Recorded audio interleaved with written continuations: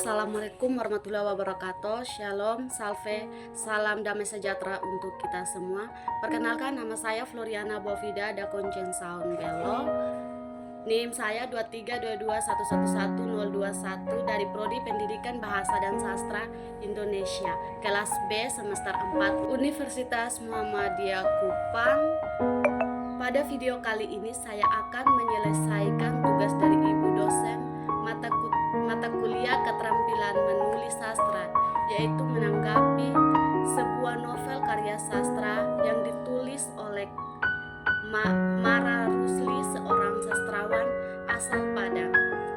Yang pertama, tema yang saya ambil dari novel tersebut ialah kisah cinta yang tak kunjung sampai. Yang kedua, tokoh dan penokohan.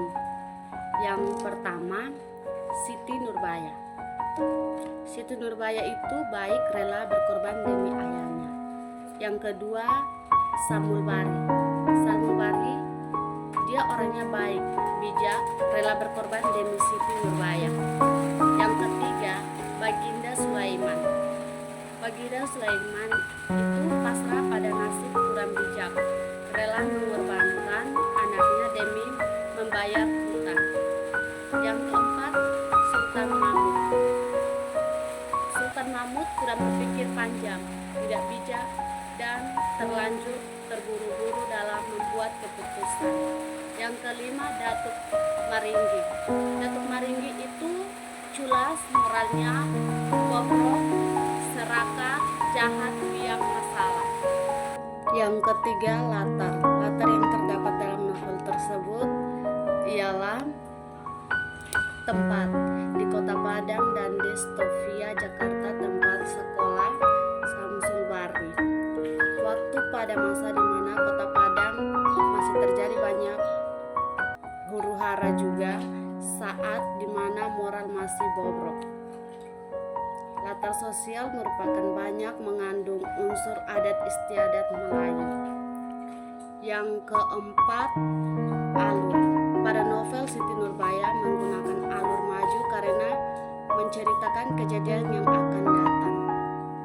Alur cerita novel ini dimulai pada saat Ibu Siti meninggal, dan sejak itu Siti hidup bersama ayah Baginda Sulaiman yang merupakan seorang pedagang yang termuka di Kota Padang.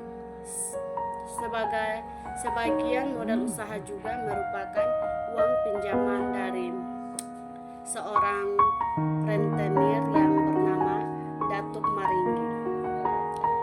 Kemudian beberapa waktu telah berlalu, Baginda Sulaiman yang tiba-tiba bangkrut dan sampailah pada jatuh tempo untuk membayar hutang dari Datuk Maringgi. Namun karena Baginda Sulaiman yang sudah tidak memiliki apa-apa lagi, ia hanya pasrah saja dengan keadaan. Kemudian pada akhirnya Siti Nurbaya yang melihat hal tersebut, akhirnya dia rela untuk menikahi Datuk Maringgi, yang merupakan seseorang yang sudah tidak muda lagi, yang sudah beristri namun bercerai. Dan lebih sedih lagi ketika ia teringat Samsul Bari yang merupakan kekasihnya yang sedang bersekolah di Jakarta. Sungguh berat Siti Nurbaya untuk berada dalam posisi tersebut, namun demi keselamatan dan kebahagiaan ayahnya, ia mengorbankan kehormatan dirinya. Samsul Bahiri yang berada di Jakarta mengetahui bahwa peristiwa yang terjadi di desanya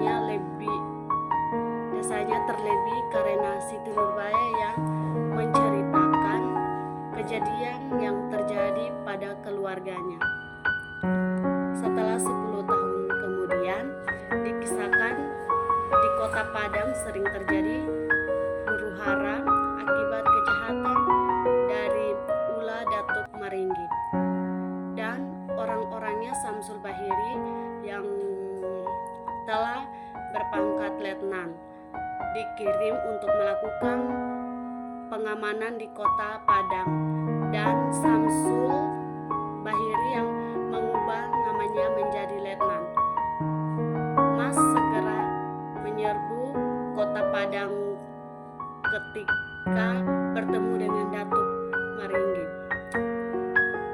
dalam suatu keributan tanpa berpikir panjang, Samsul Bahiri